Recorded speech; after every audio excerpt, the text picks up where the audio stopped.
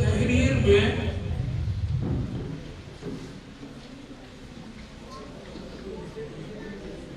دو تین عناصر شامل ہیں اور سب مجھ جیسے غیر مرتب ہے.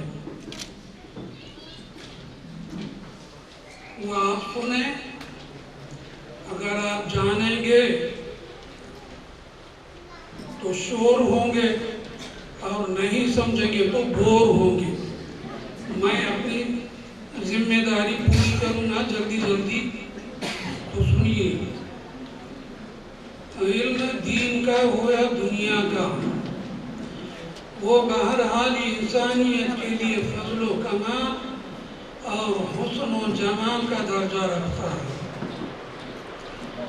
خاص طور سے دینی علوم انسانیت اور روحانیت کو جلا، روح کو بالیدگی، نفس کو پاکیزگی، سیرت و کردار کو بلندی اور ظاہر و باطن کو طہارت بخشتے ہیں.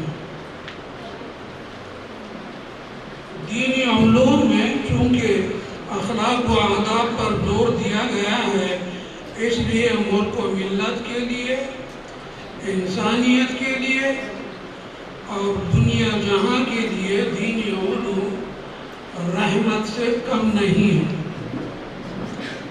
عبد الرحمن ابن قاسم رحمہ اللہ فرماتے ہیں، میں 20 برس تک امام مالک رحمۃ اللہ علیہ کی خدمت میں رہا.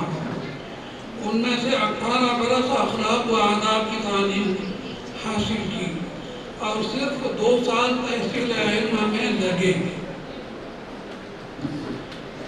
یہی وجہ ہے کہ دینی علوم کی بدولت معاشرے میں امن و امان کی فضا قائم ہوتی ہے اور معاشرتی امراض سے حفاظت بھی ہوتی ہے.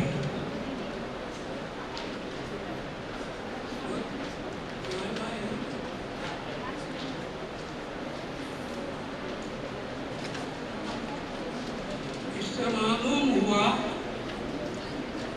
کہ علم کا مقام اس سے بہت بلند ہے کہ اسے صرف روزی روٹی کا ذریعہ سمجھا جائے. یورپی ممالک جو جدید علوم کے امام سمجھے جاتے ہیں، وہاں آج بھی کسی تعلیم یافتہ کے لیے ضروری نہیں کہ وہ کسی اسکول، کالج یا سرکاری دفتر میں ملازم ہو، بلکہ وہاں تعلیم کا مقصد فضیلت و کمال کو حاصل کرنا ہوتا ہے.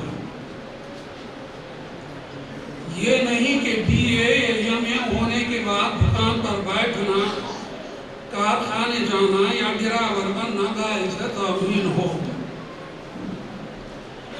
جغرافیہ، ریاضی، فلکیات، سائنس وغیرہ وغیرہ علوم اگر ہمارے دائرے میں آ جاتے تو بہت بہتر ہوتا.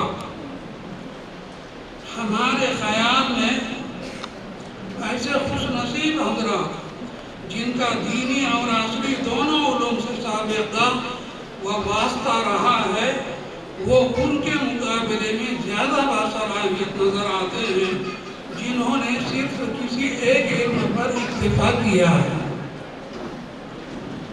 کہتے ہیں زمین انسان کا گھر ہے اور اس گھر سے فائدہ اٹھانے کے لیے علم جغرافیہ انسان کی رہنمائی کرتا ہے. اور یہ کہ آج تک جتنی بھی ترقی ہوئی وہ سب علم جغرافیہ کی مرہون منت ہے. تاریخ میں جب ہم خشکی تری پر جنگوں کے میدان، اسباب، شہروں اور مقامات کے نام سے گزرتے ہیں، مقامات مقدسہ، غزوات، سریات، کربلا، نجف سے گزرتے ہیں، تو قدرتاً ان کے جائے کو جاننے کا ہمارے دل میں داعیہ پیدا ہوتا ہے. اور بطور حضرت علی میاں رحمہ اللہ نہ جاننے کی صورت میں قاری اپنے آپ کو ایک ایسے سرنگ میں محسوس کرتا ہے جہاں سے وہ نہ آگے بڑھ سکے نہ پیچھے مڑ سکے۔ لہٰذا ان زمینی حقائق اور محل وقوع کو جاننے کے بعد ہی ان کے پڑھنے کا پورا فائدہ ہمیں محسوس و معلوم ہوتا ہے۔ لوگوں نے ادھر مکہ مکرمہ، مدینہ منورہ اور ادھر کوفہ سے میدان کربلا تک کی پیمائش کی اور اس سے نتیجہ اخذ کیا ہے کہ کربلا کا قصہ جو کچھ ہم سنتے اور پڑھتے، زکوٰۃ، تجارت بغیر حساب جانے کیسے ممکن ہو سکتے ہیں؟ تمام ارکان اسلام، نماز، روزہ، حج، زکوٰۃ، یہ سب عبادات کے اوقات کے ساتھ مقید ہے، یعنی جب تک ان کا وقت نہیں ہوگا یہ عبادت صحیح نہیں ہوگی۔ اور ان کے اوقات کو جاننا اور ان کے اوقات کو جاننے کے لیے علوم فلکیات سے وابستگی ضروری ہے۔ اس سے ناآشنا ہونے کی صورت میں غلطیوں کا سرزد ہونا عام بات ہے۔ چنانچہ جگہ جگہ طرح طرح کی غلطیاں دیکھنے میں آتی رہتی ہے۔ ایک غلطی کو دیکھیے اور ہم یہ تقویم کے فن سے ناواقف ہونے کی وجہ سے کیسے کیسے ٹھوکریں کھاتے ہیں اس کا اندازہ آپ لگائیے۔ اور میں گزارش کروں گا اگر کسی کے کوئی پیراگراف سمجھ میں نہ آئے تو پوچھ سکتا ہے کھڑے ہو کر، یہاں پر بھی اور بعد میں بھی۔ تو میں یہ عرض کر رہا تھا کہ ان علوم سے ناواقفیت کی بنا پر کیسی غلطیاں سرزد ہوتی رہتی ہیں۔ صوبہ یو پی کے ایک ہی ضلع کے 2 الگ الگ دیہاتوں میں اپنے اپنے کیلنڈروں کے حساب سے سحر و افطار ہوتا تھا۔ ایک جگہ جا کے لوگ 8 گھنٹہ بعد اذان دے کر روزہ شروع کرتے اور نماز فجر پڑھتے۔ اب یا تو پہلے لوگ وقت سے پہلے نماز پڑھ کر اپنی نماز خراب کرتے یا دوسرے دیہات کے لوگ وقت ختم ہو جانے کے بعد بھی آدھ گھنٹے تک سحر کھا کر اپنا روزہ خراب کرتے۔ لہذا فلکیات کا جاننا ہماری عبادات کے صحت کا ضامن ہے۔ ان الصلاۃ کانت علی المؤمنین کتابا موقوتا، نماز مسلمانوں پر فرض ہے اپنے مقررہ وقتوں میں۔ یہ تو ہو گئی جغرافیہ کی بات۔ اب سائنس کو لیجیے۔ سائنس اور اسلام کے عنوان پر کتابیں لکھی گئی ہیں، ان میں سائنس کو اسلام کی خادمہ کے روپ میں دکھایا گیا اور کتنے ہی اسلامی مسائل کا حل سائنس میں تلاش کیا جاتا ہے۔ ایسے ہی جب ان آیات کی تفسیر و تشریح کی ضرورت پڑتی ہے جن میں چاند، سورج، ستاروں کا ذکر مختلف انداز سے مختلف جگہوں کیا گیا، تو ہمیں مسلمانوں نے علم کی سرپرستی کی ہے اور مسلمانوں کے زمانے میں دنیا میں علم کی روشنی پھیلی ہوئی تھی۔ اس کا ایک نمونہ پیش خدمت ہے۔ مسلمان جب اسپین گئے تو غرناطہ کے کسی اسکول یا کالج کی الماری میں صرف ایک کتاب موجود تھی اور وہ بھی کسی عربی کتاب کا ترجمہ تھی۔ اس کے بعد وہاں مسلمانوں کے دور میں ایک شہر قرطبہ، غرناطہ، اشبیلیہ وغیرہ میں انگنت درسگاہیں، ہزاروں کتب خانے اور سینکڑوں مساجد بنی۔ یورپ والے مسلمانوں سے علم لیتے رہے، عربی کتابوں کے تراجم ہوتے رہے اور آج علم کی دنیا میں یورپ کا جو مقام للعلم أوان في الطلب وابن زياد بعد 70 طلب. علم حاصل کرنے کا کوئی وقت مقرر نہیں. یہ نہیں کہ 20-25 سال تک آپ پڑھے اور اس کے بعد شادی ہو جائے تو علم حاصل کرنا چھوڑ دے، بلکہ علم کو حاصل کرنے کے بارے میں کہا گیا ہے اطلبوا العلم من المہد الی اللحد، کہ علم کو گہوارے سے یعنی جھولے سے لے کر قبر تک حاصل کرتے رہو. کوئی ابن زیاد ہے، زندگی میں ایسا واقعہ پیش آیا ہوگا جس کی بنا پر انہوں نے 70 برس کی عمر میں علم حاصل کر کے اہل علم کی تاریخ میں اپنا نام رقم فرمایا. 70 برس کی عمر کے بعد. اتنا ہی نہیں، علم کے دیوانے اہل کمال 90 برس کی عمر میں بھی طالب علم تھے، اور جب ان کی روح سکرات کے تلاقی میں تھی تو ان کا دل و دماغ خدمت علم میں مصروف تھا.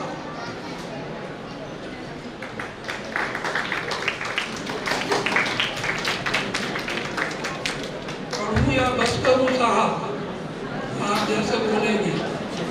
لگ رہا ہے کہ آپ کے کچھ بھی پلے نہیں پڑ رہا، لیکن اتنا کافی ہے کہ یہ آواز مبارک آواز، یہ آواز آپ کے کانوں کے پردوں سے ٹکرا کر جائے، یہ بھی فائدے سے خالی نہیں. دیکھا جائے تو طلب علم جمع مردوں اور باہمت لوگوں کا کام ہے. آج کی آسائشوں اور ناز و نعمت والی دنیا میں رہ کر اسلاف کی قربانیوں کا اندازہ کرنا مشکل کام ہے. عربی کا مقولہ مشہور ہے العلم لا يعطيك بعضه حتى تعطيه كله. اپنے آپ کو پوری طرح اس کے حوالے کرو تو علم تھوڑا سا حصہ آپ کو دے دیتا ہے.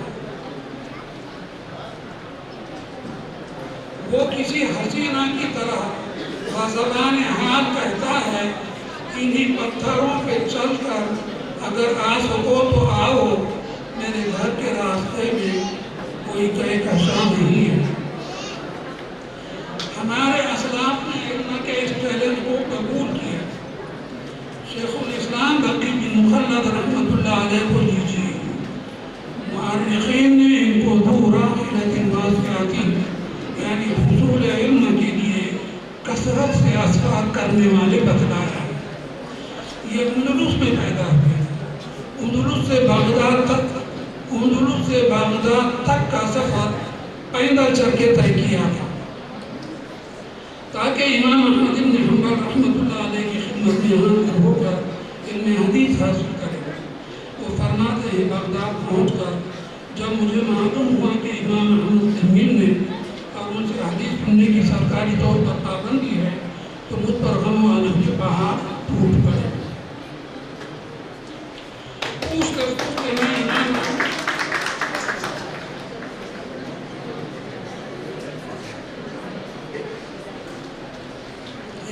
امتناعی آیا، لیکن بہرحال میں بھی اپنے دھول کا بڑا پکا ہوں.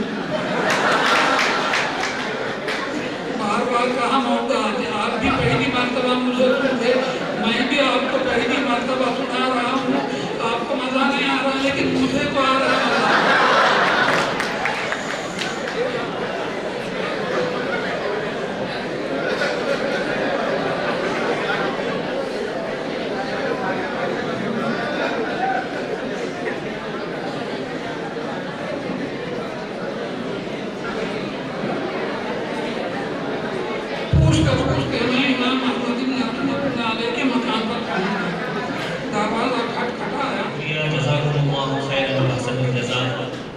یہ تھے حضرت مولانا عبد الناصر بیگ صاحب.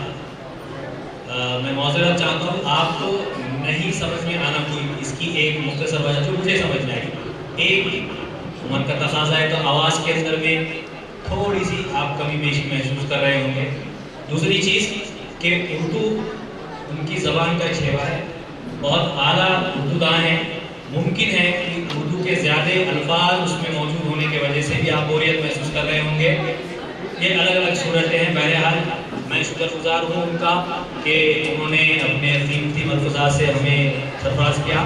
علاوہ میں ان کا مختصر اتنا تعارف کہ حضرت عالم بھی ہے، حافظ بھی ہے، قاری بھی ہے، مفسر قرآن بھی ہے. بے شک ہم بوریت محسوس کر رہے ہوں گے، لیکن ایک جلیل القدر شخصیت آپ کے درمیان میں کھڑے ہو کر کے اپنے الفاظ پیش کر رہی تھی. آپ نے سنا، تھوڑا سا صبر کیا، اس کے لیے جزاک اللہ خیر. لیکن بہت ہی جلیل القدر شخصیت آپ کے سامنے اپنے الفاظ پیش کر رہی تھی. جو تکلیف آپ کو ہوئی ہوں گی، اس کے لیے میں میرے طرف سے ذاتی طور پر معافی چاہتا ہوں. پروگرام کا آگے کی نوعیت جیسی ہے انشاءاللہ مختصر اب آگے پروگرام بڑھے گا. میری تمام مہمانان سے پھر سے گزارش ہے کہ وقت کا خیال رکھتے ہوئے اپنے اپنے بات کو مکمل کریں، کیونکہ ہمارا پروگرام طویل چلنے والا ہے. اور محترمہ ڈاکٹر روشن جہاں شیخ کو سننے کے لیے یہاں پہ ہم جمع ہوئے ہیں، تو ان کو بھی ایک وقت کافی ہو اپنی بات پیش کرنے کے لیے. تو تمام دیگر مہمانان سے میں پھر سے گزارش کروں گا کہ جب ان کا نمبر آئے اپنے خیالات کے پیش کرنے کے لیے تو وقت کا خیال رکھتے ہوئے آگے بڑھیں. جزاک اللہ خیر. انہوں نے اپنی تعلیمی محنت و مشقت کو اتنے اعلیٰ انداز میں اور اتنی محنت کے ساتھ انجام دیا کہ جس طرح سے انہوں نے خاموشی میں محنت کی، ان کی کامیابی نے شور مچا دیا.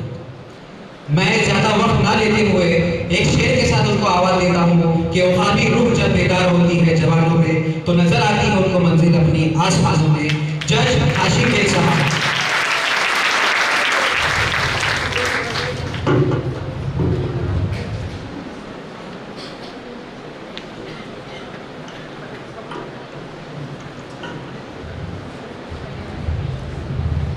تشریف فرما تمام معزز مہمان اکرام اور میرے سامنے بیٹھے ہوئے تمام میرے دیگر حضرات، السلام علیکم ورحمۃ اللہ وبرکاتہ.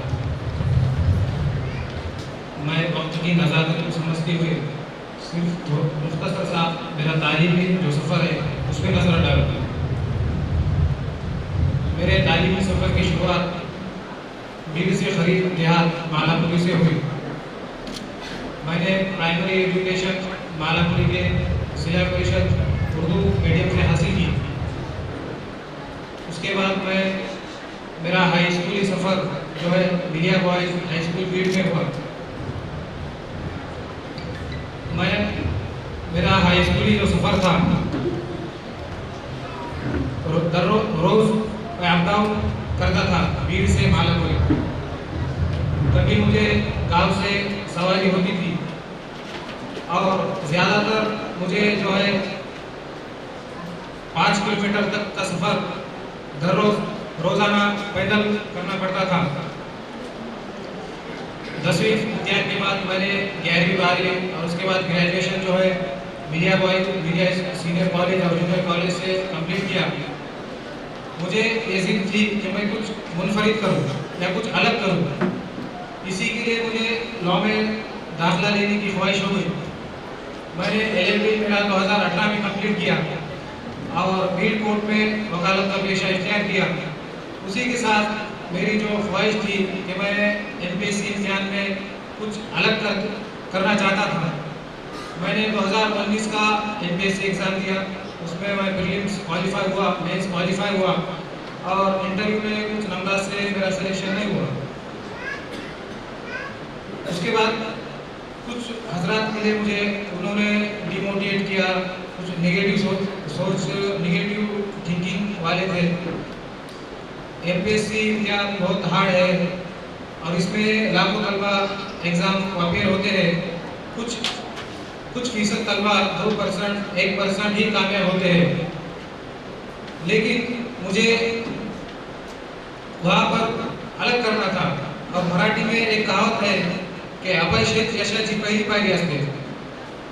میرے دل میں خیال آیا کہ میں اب سکسیس کے بہت نزدیک ہے، یعنی میں نے سکسیس کی ایک سیڑھی کو پار کیا ہے. پھر میں نے دوبارہ امتحان کی تیاری شروع کی اور 2022 میں میرا پریلیمس امتحان ہوا और प्रीलिम्स में 100 मार्क का प्रीलिम्स था, उसमें मैंने 99 नंबर हासिल किए।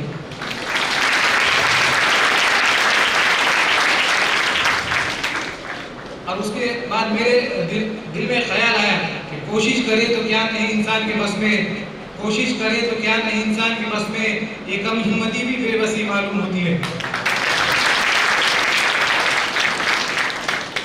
उसके बाद 2 जुलाई 2022 में मेरा मेंस इम्तिहान था। मेंस इम्तिहान 2 मरहले में था, यानी एक दिन में 2 पेपर होते थे, 3-3 घंटे के डिस्क्रिप्टिव राइटिंग के पेपर थे। 6 घंटा पूरा लिखना होता था और वो 6 घंटे ऐसे थे कि अपनी जिंदगी की जंग थी। एक मराठी में है कि शांततेचे काळात जेव्हा तुम्ही घाम गाळाल तेव्हा युद्धाच्या काळात तुम्हाला रक्त सांडण्याची गरज पड़णार नहीं। तो मैंने उसी वो 6 घंटे जो था मेरा, 6 घंटे जो मेरा जंग थी, वो जंग की तैयारी मैंने पहले से ही किया था। यानी मैं हफ्ते में एक मरतबा मेरा इम्तिहान होता था, वो मेरा खुद का इम्तिहान घर पे होता था। मैं हफ्ते में दोनों पेपर हर संडे को लिखता था। उसके बाद मैंने मेंस इम्तिहान दिया, अल्हम्दुलिल्लाह मेंस में मुझे बहुत अच्छे मार्क्स मिले। और उसके बाद मेरा इंटरव्यू 10 जनवरी को हुआ और इंटरव्यू के बाद 17 जनवरी को रिजल्ट आया और उसमें अल्हम्दुलिल्लाह महाराष्ट्र में मैंने 10वां रैंक हासिल किया।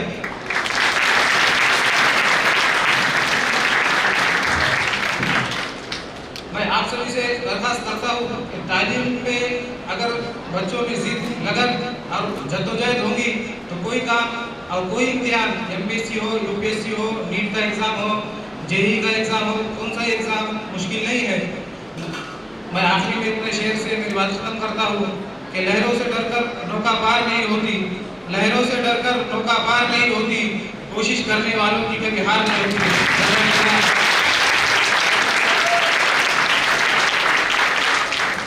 मैं ये कहना चाहता हूँ कि इंग्लिश में एक सही है कि स्वीट इन पीस और डीड इन वॉर। उन्होंने ये साबित कर दिया कि अपनी कोताही से तकदीर को बदनाम मत कर, अज़्म हिम्मत से मुक़द्दर भी बदल जाते हैं। अब हम आगे बढ़ते हुए मैं दावत देना चाहता हूँ डॉक्टर मोमिन मुजाहिद साहब को कि आप शहर बीड़ के बहुत ही काबिल डॉक्टर हैं। आपने अपनी MBBS और DMB मुकम्मल किया। आप इस शहर में ब्रेन केयर हॉस्पिटल भी चलाते हैं और आप डी एडिक्शन सेंटर भी चलाते हैं। मैं आपके सामने ये वाज़ेह करना चाहता हूँ कि आज के दौर में हमारे नौजवान लड़के और लड़कियाँ जिस चीज़ का शिकार हो रहे हैं वो है नशा। ये इतनी बर्बादी वाली चीज़ है कि हमारा मुस्तक़बिल ख़त्म करना चाहते हैं और ख़त्म वो बर्बाद करके रख देंगे। मैं इन सब आपके दरमियान, आपके और डॉक्टर मुजाहिद के दरमियान ज़्यादा वक्त ना लेते हुए मैं आपको दावत देता हूँ कि वो आए और हमारी रहनुमाई फरमाएं। डॉक्टर मोमिन मुजाहिद साहब।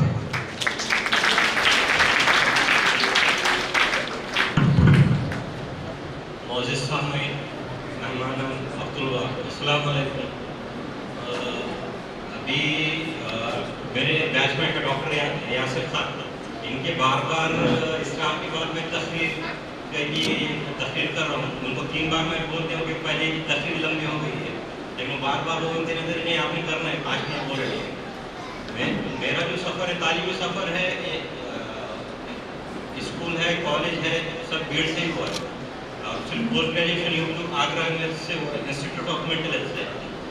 तो 5 मिनट में मुझसे सब बोलता हूँ मैं, 2-4 कुछ बारी बात बोलता हूँ। स्ट्रगल बहुत बड़ा है मेरा, 15-18 साल में खतरनाक स्ट्रगल है, शायद कोई फेस किया हूँ। और कभी मैंने शिकवे की ज़बान का भी इस्तेमाल नहीं किया। कभी मैंने कोई प्रोग्राम में ये अल्फाज में लिया कि अल्लाह ने मेरी ज़िंदगी में ऐसे हालत क्यों लाए थे। जब 7th स्टैंडर्ड में था, मेरा एक ख्वाब था ये 10th स्टैंडर्ड में उम्र में आने का। जनाब नवी सर है, उनके भाई 1988 में मेरिट में थे बीड़ में, उर्दू मीडियम में। तो उसके बाद से कोई तालिब इल्म उर्दू मीडियम से मेरिट में नहीं आ रहा था, 2-4 मार्क से मिस हो जा रहे थे 10th से। तो मेरा एक ये था कि कुछ भी हो जाए अल्लाह के पास मेरिट में आने 10th स्टैंडर्ड में। तो 7वीं 8वीं से मैं उसके लिए प्रिपेयर कर रहा था हर चीज़ के लिए, 8th standard, 9th standard, 10th standard. और शायद कोई दिन जाता हूँ जब मैं दुआ नहीं करता था अल्लाह ताला से, अल्लाह मेरे को 10वें मिनट में लाने अपना।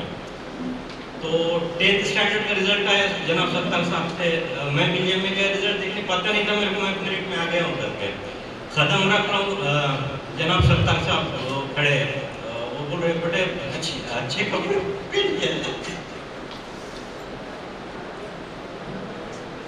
मिनट में।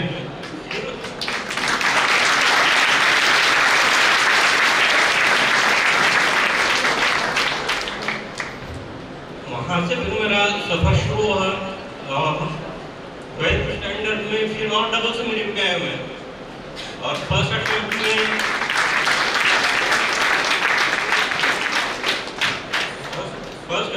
में MBBS में लगा, सिलेक्शन भी कर लिया मेरा गवर्नमेंट में सिलेक्शन हो गया। फर्स्ट ईयर का मेरा एग्जाम, मेरी वालिदा, मैं और मेरी बड़ी बहन, हम 3 लोग अम्बे योगी में, मेरी बड़ी बहन का फाइनल ईयर का एग्जाम और मेरा फर्स्ट ईयर का MBBS एग्जाम और मेरी वालिदा। फर्स्ट ईयर का एनाटॉमी का पेपर सबसे टफेस्ट पेपर रहता है, फर्स्ट ईयर का एनाटॉमी सब्जेक्ट। 3 दिन का एग्जाम, मीडिया में न्यूज लगने शुरू हो गए कि भीड़ में और औरंगाबाद में एंटी टेररिस्ट के रेड पढ़ना शुरू हो गए हैं और लोगों को यहाँ से नौजवानों को उठाया जा रहा है आतंकवादी के चार्जेस के अंदर, भीड़ से और औरंगाबाद से। रात होते होते खबर है भाई तुम्हारे बड़े भाई को अरेस्ट हो गई है, 2 दिन का एग्जाम। सुबह उठ के फोन लगा रहा हूँ घर पे, फोन डेड।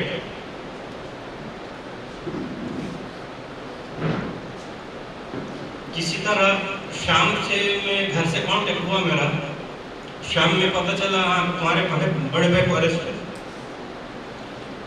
और पुलिस का पहरा घर पे।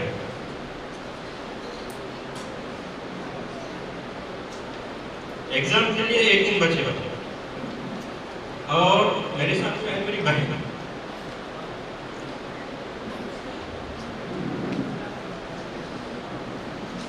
अगर ये बात बहन को बोल तो बहन फिर, और एग्जाम में 1 दिन बचेगा। फिर मैं बोला कि नहीं बहन को नहीं बताने बात, बस बहन को भी बात नहीं बताया, वालिदा को भी बात नहीं बताया कि बड़े भाई को अरेस्ट हो गई। फिर एग्जाम हुआ, एग्जाम के 10 दिन के बाद ओपन किया कि अरेस्ट है, बम्बैया में रह कर।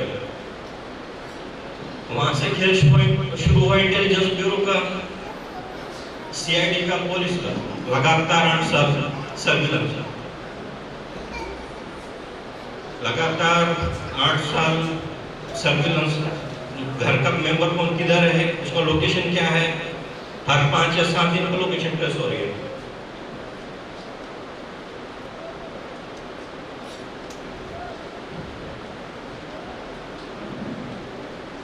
और हर 1-2 महीने को लोकेशन ट्रेसिंग और तुम्हारा क्या चल रहा है, कहाँ पे लोकेशन है, ये चीजें हो रहा था। सेकंड ईयर में उसमें मैं लड़ गया पूरा। सेकंड ईयर में एक सब्जेक्ट में प्रैक्टिकल में फेल हुआ, थ्योरी में फेल नहीं था मैं फिर भी। वहाँ से वापस मेरा सफर शुरू हुआ। फिर second year, third year, fourth year complete किया मैं MBBS अम्बे योगी से। उसके बाद उस वक्त भी मेरे भाई जेल में ही थे। उसके बाद फिर एंट्रेंस के लिए प्रिपेयर किया, नीट के लिए मैं, और फर्स्ट अटेम्प्ट में अल्लाह का शुक्र हुआ कि institute of mental health Agra, renowned institute में मेरा एडमिशन हो गया। एडमिशन हुआ DNB के अंदर।